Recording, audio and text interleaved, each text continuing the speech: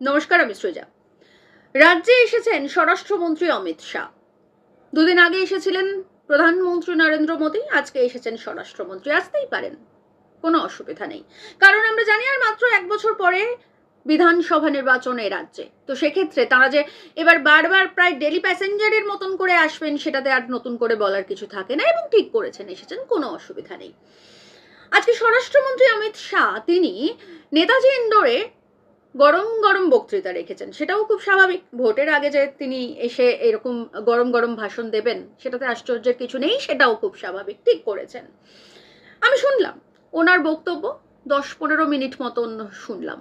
আসলে নতুন কিছু তো জানার থাকে না বিজেপির নেতাদের বক্তব্য থেকে। মোটামুটি ওই পাকিস্তানকে মেরে ফেলবো, হিন্দুদের এক হতে হবে, মুসলিমরা খারাপ, এর বাইরে তো ওনারা কোনোদিনই আর কিছু বলেন না। তাই 10-15 মিনিটে আমি মোটামুটি বিষয়টা বুঝে গেলাম যে উনি কি বলতে চাইছেন, তারপরে ঘুরিয়ে দিয়েছি, আর দেখিনি। কিন্তু বিষয়টা হচ্ছে যে এই যে 10-15 মিনিট আমি অমিত শাহের বক্তব্য শুনলাম, সেখান থেকে দুটো বিষয় আমার কাছে খুব ক্লিয়ার হয়ে গেল উনি কি বলতে চাইছেন। প্রথমটা হচ্ছে যে উনি ওই 10-15 মিনিটের মধ্যেই প্রায় 3-4 বার বলেছেন যে পাকিস্তান কি ঘর মে ঘুসকে মারেঙ্গে। আর দ্বিতীয়টা হচ্ছে অপারেশন সিন্দুরের সাফল্য উদযাপন করতে চাইছেন। এই দুটো হচ্ছে ওনার মেন পয়েন্ট। এবারে 2026-এর মানে এবারে মানে 1 বছর পরে আর কি, যে 26-এর যে ভোট, সেই ভোটের মূল উপজীব্য। তো অপারেশন সিন্দুর নিয়ে তো অবশ্যই কথা বলবো, আসছি, সেটা পরে বলছি। কিন্তু তার আগে অমিত শাহ অন্তত 3-4 বার, মানে 10-15 মিনিটের মধ্যে 3-4 বার বললেন যে পাকিস্তান কি ঘর মে ঘুসকে মারেঙ্গে। তো এই বিষয়ে আসুন একটু আলোচনা করি। স্বরাষ্ট্রমন্ত্রী অমিত শাহ তিনি বলছেন পাকিস্তান কি ঘর মে ঘুসকে মারেঙ্গে, মানে পাকিস্তানের ঘরে ঢুকে মারবেন। কিন্তু প্রথমেই আমার অমিত শাহকে প্রশ্ন যে পাকিস্তানের ঘরে ঢুকে আপনি কি মারবেন অমিত শাহজি?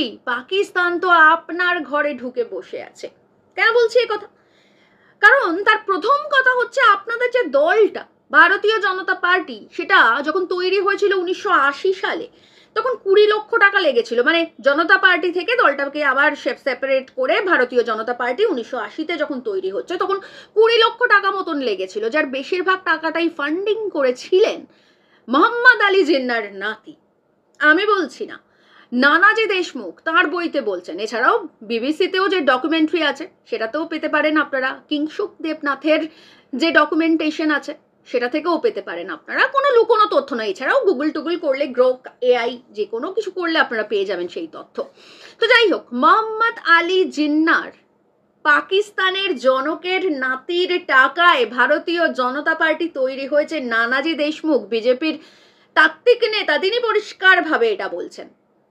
এবার আপনারা ভাবছেন যে কে সেই নাতি। আমি নামটা বললে আপনাদের অনেকের কাছেই খুব পরিচিত হয়ে যাবে সেই নামটা, সেটা হচ্ছে নেস ওয়াদিয়া। আপনারা অনেকেই নেস ওয়াদিয়াকে চেনেন, কারণ প্রীতি জিন্টার এক্স বয়ফ্রেন্ড ছিলেন তিনি। তো সেই নেস ওয়াদিয়া আপনারা নিশ্চয়ই জানেন, অনেকেই জানেন যে মোহাম্মদ আলী জিন্নার মেয়ে দিনা ওয়াদিয়া, তিনি যখন পাকিস্তান দেশটা তৈরি হলো, জিন্না যখন চলে গেলেন, এই দিনা ওয়াদিয়া তিনি যাননি, তিনি কখনোই পাকিস্তানে যাননি, তিনি ভারতেই ছিলেন। এবং বিবাহ বিচ্ছিন্ন হওয়ার পরে তিনি বম্বে ডাইং গ্রুপটা তৈরি করেছিলেন, এবং তারপরে তার ছেলে এই নেস ওয়াদিয়া, সেই নেস ওয়াদিয়ার পয়সায় ভারতীয় জনতা পার্টির দলটা তৈরি হচ্ছে। আচ্ছা ঠিক আছে, ধরে নিলাম যে দিনা ওয়াদিয়ার ছেলে নেস ওয়াদিয়া, তিনি তো কোনোদিন পাকিস্তান যাননি, তিনি ভারতেরই লোক, তাই জিন্নার নাতি হলেও তিনি আসলে পাকিস্তানি নয়, আসলে ভারতীয়। ঠিক আছে, লজিক হিসেবে আমি সেটা মেনে নিলাম।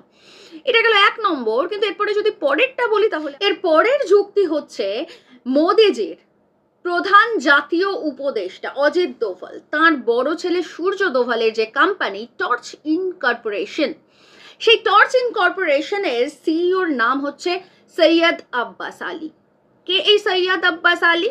তিনি পাকিস্তানের ন্যাশনালিস্ট, অর্থাৎ তিনি পাকিস্তানে বসবাস করেন, তার প্যান, আধার এবং জন্মসূত্রে তিনি পাকিস্তানি। তো এরকম একটা পাকিস্তানি হচ্ছেন এই সূর্য দোভালের টর্চ ইনকর্পোরেশনের সিইও, অর্থাৎ পাকিস্তান সূর্য দোভালের ঘরে ঢুকে বসে আছে। এটা গেল 2 নম্বর পয়েন্ট। এবার আসি 3 নম্বর পয়েন্টে। 3 নম্বর পয়েন্ট হচ্ছে গুজরাটের কচ্ছ যে এরিয়া, সেই কচ্ছ এরিয়ায় ওখানে এনার্জি কর্পোরেশনের কয়েক লক্ষ একর জমি মোদিজি তার প্রিয় পুঁজিপতি আদানিকে তুলে দিয়েছেন। রাতারাতি আইন বদলে কয়েক লক্ষ একর জমি আদানির হাতে তুলে দিয়েছেন। ওই কচ্ছ এরিয়ায় পাওয়ার প্ল্যান্ট হবে এবং ওই পাওয়ার প্ল্যান্টের 400 একর বিদ্যুৎ বিক্রি করা হবে পাকিস্তানকে, যার জন্য আদানির 4 জন এক্সিকিউটিভ ইতিমধ্যেই পাকিস্তানে গিয়ে কথাবার্তা বলে এসছেন। এখন একটা টানাপোড়েন চলছে, তাই বিষয়টা বন্ধ রয়েছে। যেই এটা মিটে যাবে তারপরেই কিন্তু পাকিস্তানের সঙ্গে সরাসরি ব্যবসা করবেন আদানি, অর্থাৎ মোদিজির প্রিয় শিল্পপতি আদানি তিনি পাকিস্তানের সঙ্গে ব্যবসা করছেন। কি করে আপনি আর পাকিস্তানের ঘরে ঢুকে মারবেন? পাকিস্তান আপনার ঘরে ঢুকে বসে আছে। এছাড়াও আমরা জানি যে আদানির যে পোর্ট, সেই পোর্টের মধ্যে দিয়ে বা সেই পোর্টের থ্রুতে লস্করি তৈবার মাদক পাচার হচ্ছিল।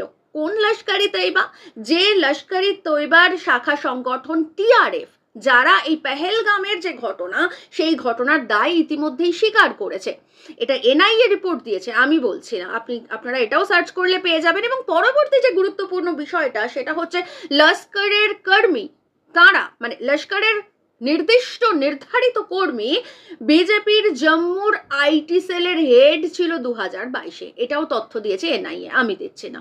সুতরাং এই এতগুলো বিষয়, একদিকে মোহাম্মদ আলী জিন্নার নাতির টাকায় আপনাদের দল তৈরি হচ্ছে, অন্যদিকে সূর্য দোভালের সিইও একজন পাকিস্তানি, 3 নম্বর আদানি যে পাওয়ার প্ল্যান্ট বানাচ্ছে গুজরাটের কাছে, সেখানে যে 400 একর বিদ্যুৎ উৎপন্ন হবে সেটা পাকিস্তানকে বেচা হবে, আদানির পোর্ট দিয়ে লস্করের মাদক পাচার হচ্ছে, এবং তার সব থেকে যেটা গুরুত্বপূর্ণ এবং সব থেকে যেটা কাছের সম্পর্ক সেটা হচ্ছে লস্করের কর্মী বিজেপির জম্মুর আইটি সেলের হেড।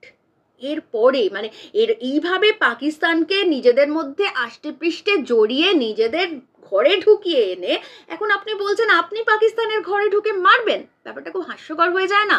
মানে ঠিক আছে, আপনি আপনার কর্মী সমর্থকদের এসব বলে উত্তেজিত করতেই পারেন, কিন্তু আমরা যারা একটু রাজনীতির খবর রাখি তারা আসলে বুঝি যে আপনার পক্ষে পাকিস্তানের ঘরে ঢুকে মারা কখনো সম্ভব নয়।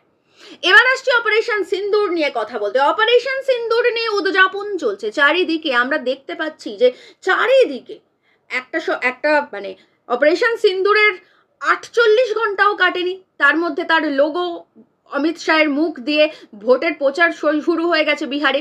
আমরা দেখতে পাচ্ছি যেদিকে তাকাচ্ছি সেদিকেই শুধুমাত্র অপারেশন সিন্দুরের কথা বলছে বিজেপি, কিন্তু আমরা যতদূর জানি এই অপারেশন সিন্দুরটা করেছে সেনাবাহিনী। সেটার পুরো কৃতিত্ব এখন মোদিজি এবং এই অমিত শাহজি নিজে নিতে চাইছে। মনে হচ্ছে মানে এমনভাবে সেই কৃতিত্ব নিতে চাইছে মনে হচ্ছে ওনারাই বোধহয় ফ্রন্টে গিয়ে লড়েছেন, ওনারাই বোধহয় এলওসিতে গিয়ে লড়াইটা করেছেন। যাই হোক, তো ওনারা এই কৃতিত্ব নিজেদের বলে দাবি করছেন এই অপারেশন সিন্দুরের। কিন্তু কিসের কৃতিত্ব? আমরা জানি যে অপারেশন সিন্দুরের মাধ্যমে 9টা জঙ্গি ঘাঁটি ভাঙা হয়েছে, নিঃসন্দেহে খুব ভালো খবর। জঙ্গি মারা হয়েছে, নিঃসন্দেহে ভালো খবর। কিন্তু আসল 4টে জঙ্গি কোথায়? যে 4 জন জঙ্গি এলওসির প্রায় 80 থেকে 100 কিলোমিটার ভিতরে ঢুকলো, দিনের আলোয় ঢুকলো, অস্ত্র সমেত ঢুকলো এবং পেহেলগামে পৌঁছলো, যেটা একেবারে ভরা ট্যুরিস্ট সিজন সেই সময়, এবং সেই কাশ্মীরে যেখানে কয়েক মিটার অন্তর অন্তর মিলিটারি পাহারা দেয়, বাংকার করে বসে থাকে, সেরকম একটা জায়গায় পৌঁছে পর্যটকদের নাম, ঠিকানা, ফোন নাম্বার, অ্যাড্রেস, আধার, প্যান সমস্ত কিছু চেক করলো ধীরে ধীরে। 1 2 জনের নয়, 26 জনের গুলি চালালো, এত রাউন্ডের পর রাউন্ড, এবং তারপরে মারলো এবং তারপর নিশ্চিন্তে ধীরে ধীরে বেরিয়ে গেল। এবং তারপরে ওই 4 জনের ছবি গোটা গোয়েন্দা বিভাগের কাছে রয়েছে, গোটা গণমাধ্যম সংবাদ মাধ্যমের কাছে রয়েছে, কিন্তু তারা ধরা পড়ছে না, হাওয়ায় মিলিয়ে গেল। ঠিক যেভাবে পুলওয়ামায় একজন এলো, বারুদ বোঝাই গাড়ি নিয়ে সেনার কনভয়কে ধাক্কা মারলো, মরে গেল, কিন্তু তারপরে তার পিছনে কারা ছিল, সেই গাড়ি কোথা থেকে এলো, সেই বারুদ, এতখানি বারুদের স্তূপ কি করে এলো, এবং এই বারুদের স্তূপ নিয়ে এরকম একটা সেন্সিটিভ জায়গায় সেনাবাহিনীর গাড়ি, সেখানে কনভয়, সেখানে ঢুকলো কি করে, এর কোনো তদন্ত হয়নি। 6 বছর ধরে আমরা অপেক্ষা করে রয়েছি। এতগুলো সেনার প্রাণের বিনিময়ে মোদিজি ভোট জিতেছেন, আবারও সেই একই ব্যাপার। 1 মাসের বেশি হয়ে গেছে, এখনো পর্যন্ত সেই 4 জন জঙ্গি ধরা পড়েনি। অথচ অপারেশন সিন্দুরের যে সাফল্য ওনারা উদযাপন করছে সেটার জন্য একটু লজ্জা পাওয়া উচিত মোদিরও, অমিত শাহেরও। তার থেকেও গুরুত্বপূর্ণ হচ্ছে এই অপারেশন সিন্দুরের সাফল্য উদযাপন করতে গিয়ে সকলের কপালে কপালে সিঁদুর পরিয়ে দিচ্ছেন ওনারা। এমনকি পরিস্থিতি এমন জায়গায় পৌঁছচ্ছে যে এ রাজ্যের থানায় ঢুকে মহিলা পুলিশদের কপালে সিঁদুর পরিয়ে দিচ্ছেন মোদির নামে। এই যে কয়েকদিন আগে অনুব্রত মণ্ডল, তৃণমূল নেতা, তিনি যেভাবে ওই পুলিশকে ফোন করে তার মা বউকে নিয়ে যে যৌন হেনস্থার কথা বলেছেন, সেটা যতটা অন্যায়, সেটা যতটা অশ্লীল, এভাবে একই রকমভাবে অপারেশন সিন্দুরের নাম করে থানায় ঢুকে মহিলা পুলিশ কর্মীদের কপালে সিঁদুর পরিয়ে দেওয়া ঠিক একই রকম অশ্লীল, এবং এই অশ্লীল কাজ একমাত্র তৃণমূল এবং বিজেপিরাই করতে পারে। এমনকি পরিস্থিতি এমন জায়গায় পৌঁছেছে যে আপনাদেরকে বলতে হচ্ছে যে না, এরকম কোনো সিঁদুরের কর্মসূচি, সিঁদুর পরানোর কর্মসূচি আপনারা রাখেননি, তাও সেটা নিজেরা বলতে পারছেন না, এত গার্ডস আপনাদের নেই, সেটাও পিআইবিকে দিয়ে বলাতে হচ্ছে। সে ঠিক আছে, কিন্তু এই যে অপারেশন সিন্দুরের আপনারা যে সাফল্য উদযাপন করছেন সারাদিন প্রতিদিন, এবং সাফল্যটা বোঝাতে চাইছেন সেনাবাহিনীর থেকেও আপনাদের বেশি, মাথায় রাখবেন যে এখনো পর্যন্ত আসল 4 জন জঙ্গি ধরা পড়েনি। ঠিক যেভাবে পুলওয়ামার ঘটনায় 6 বছর হয়ে গেছে, এখনো পর্যন্ত কোনো তদন্ত হয়নি। পুলওয়ামার ঘটনায় এখনো পর্যন্ত আসল দোষীরা শাস্তি পায়নি।